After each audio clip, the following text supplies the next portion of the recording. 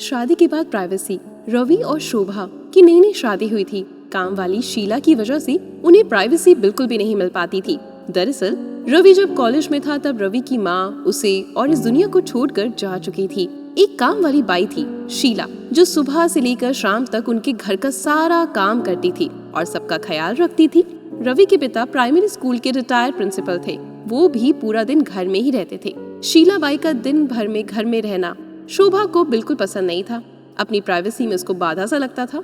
तो एक दिन शोभा ने शीला बाई से आखिर कह ही दिया कि शीला, अब मैं आ गई हूँ सबका ख्याल रखने के लिए, तुम सिर्फ सुबह और शाम काम करने के लिए आया करो।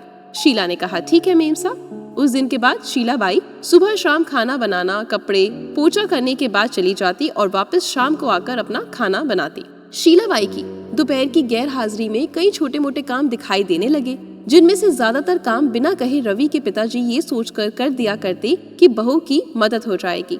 लेकिन बहू सोचती ससुर जी को औरतों के काम में दखल देने की आदत नहीं जाएगी, और ये सब उसे अच्छा नहीं लगता था। ना ही ससुर जी का घर पे रहना और ना ही उनका बीच बीच में काम करना।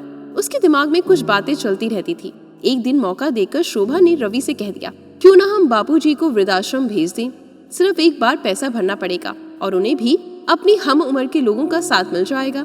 माँ जी के जाने के बाद उन्हें अकेलापन महसूस होता होगा, कहीं घूमने भी नहीं जाते, और हाँ, अब हमें भी अपनी प्राइवेसी के बारे में ज्यादा सोचना नहीं पड़ेगा। रवि ने शोभा की बातों पर ज्यादा ध्यान नहीं दिया, लेकिन बाबूजी को सब कुछ समझ में आ रहा था। कुछ दिन ऐसे ही रहा।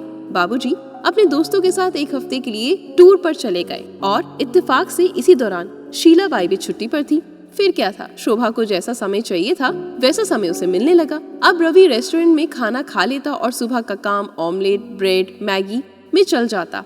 खाना बनाने की टेंशन ही नहीं थी, लेकिन घर में निकलने वाले सारे काम तो अभी भी करने ही थे। ससुर जी की गैर हाजिरी में शोभा को एहसास हुआ कि वे बिना कहे जो काम करते थे उनसे कितना फर्क पड़ता था। छोटे मोटे लगने वाले वो काम काफी समय और एनर्जी लेने वाले थे। कुछ दिन बीतने के बाद एक दिन रवि शोभा को कहता है, चलो आज हम कहीं बाहर घूम कर आते हैं। शोभा बड़ी खुशी खुशी से सज धज कर बाहर घूमने के लिए तैयार हो जाती है। रवि शोभा को अपने घर से 4 किलोमीटर दूर एक जगह पर लेकर आता है। एक आदमी रवि के हाथों में एक चाबी देता है। रवि चाबी को लेकर एक कमरे को खोलता है। कमरा खुलते ही 2 रूम वाले उसे छोटे से अंधेरे से भरे कमरे के अंदर रवि शोभा को लेकर जाता है और कहता है, कैसा लगा तुम्हें हमारा नया घर? हम अगले ही महीने इसी मकान को भाड़े में लेकर रहेंगे, अलग और अपनी प्राइवेसी का मजा लेंगे। अभी मेरी आमदनी के हिसाब से हम इसी को अफोर्ड कर सकते हैं।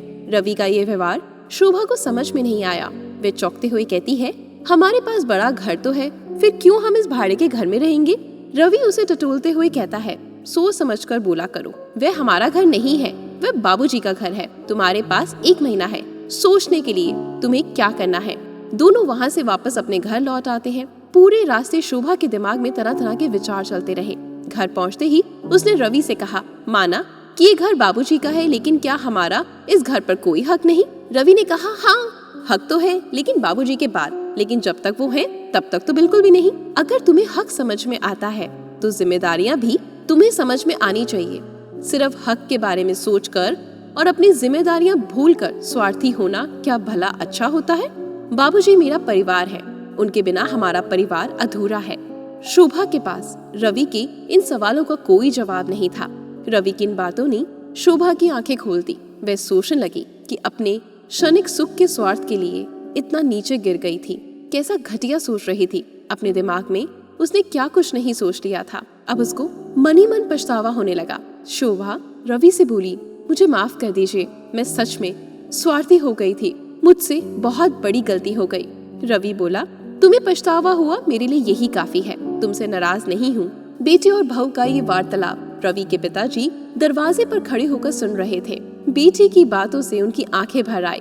उन्होंने आसमान की तरफ देखा और बोले, भगवान तुम धन्य हो जो तुमने ऐसे बेटे को जन्म दिया। उन्होंने दरवाजा खटखटाया। बहू ने दरवाजा खोला तो उनके हाथों में पकड़ी थैली से गरम गरम जलेबी और कचौड़ी की सुगंध उनको आने लगी। ससुर ने अपनी बहू से कहा, वो रामू हलवाई के पास से ले आया हूँ, तुम्हें तो बहुत पसंद है ना शोभा? शोभा को अपने ससुर के प्रति विचार और उसके प्रति प्यार, उन दोनों का फर्क समझ में आते ही उसकी आंखों से आंसू आने लगे और चेहरे पर अपने परिवार के प्यार के कारण मुस्कान आ गई। दोस्तों, इंसानी दिमाग में दिन भर में हजारों विचार आते हैं, कुछ अच्छे और कुछ बुरे।